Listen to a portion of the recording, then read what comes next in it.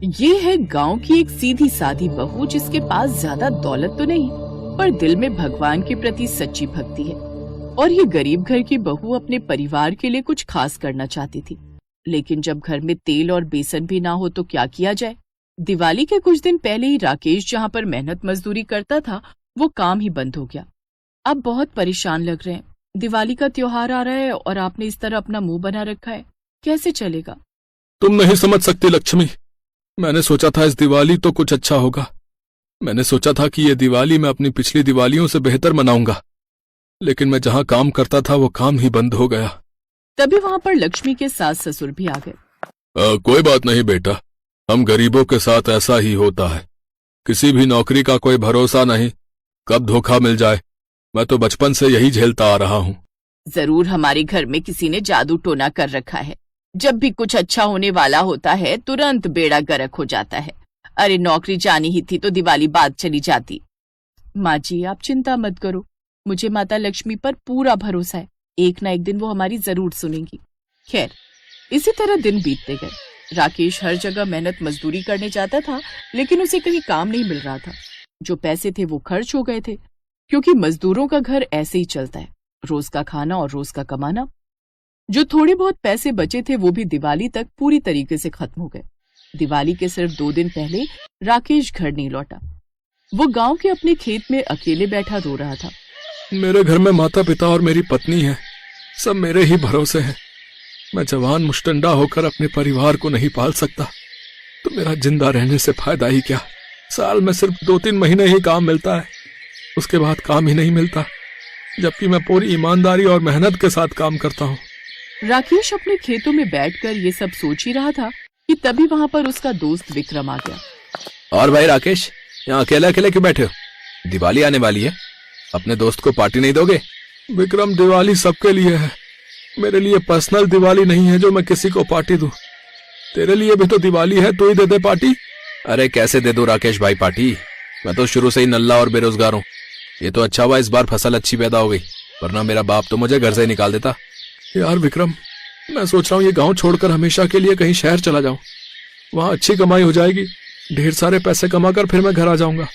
देख राकेश, मैं तेरी प्रॉब्लम समझ सकता हूँ। अपने गांव में ज्यादा काम नहीं है, कभी कभी काम मिल जाता है तो हम लोग कर लेते हैं। हमारी जिंदगी खेती किसानी पर ही निर्भर है। तू भी अपने घर का अकेला है और मैं भी अपने घर का अकेला हूँ। हम दोनों के ही बूढ़े माँ बाप हैं, पत्नी है। हम अपना घर छोड़कर शहर नहीं जा सकते यार। बस इसी बात की तो समस्या है, वरना अब तक मैं बाहर शहर में जाकर कमाने लगता।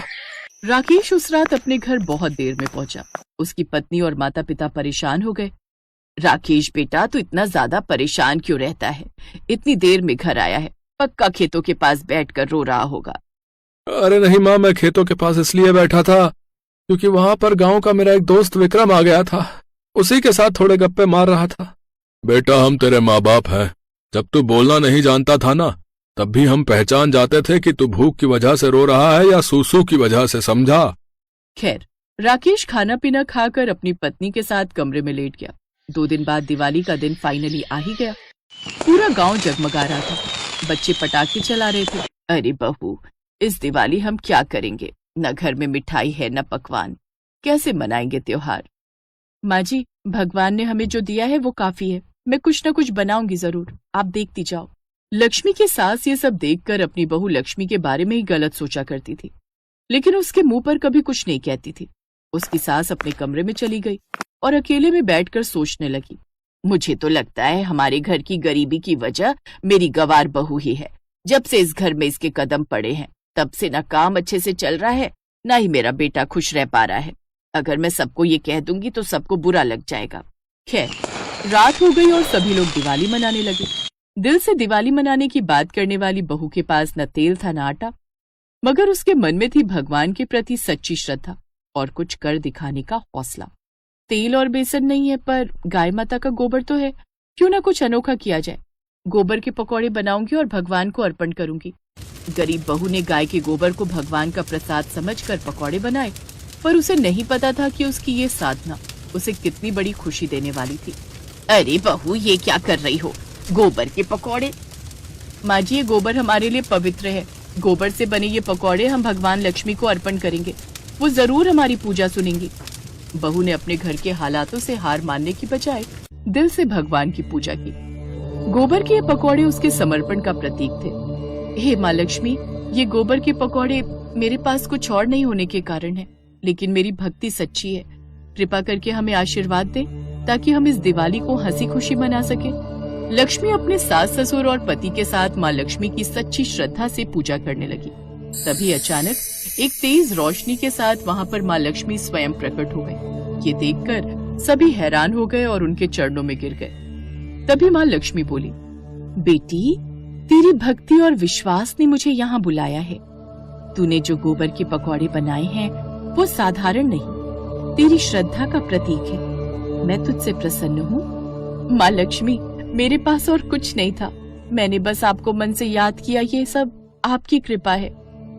तेरी सच्ची भक्ति और परिश्रम ने मुझे तेरे घर आने के लिए मजबूर कर दिया। मैं तुझे वरदान देती हूँ, तेरे घर में अब कभी धन धान्य की कमी नहीं होगी। तेरे इस छोटे से प्रयास ने पूरे संसार को ये सिखाया है कि भक्ति सबसे बड़ी दौलत है।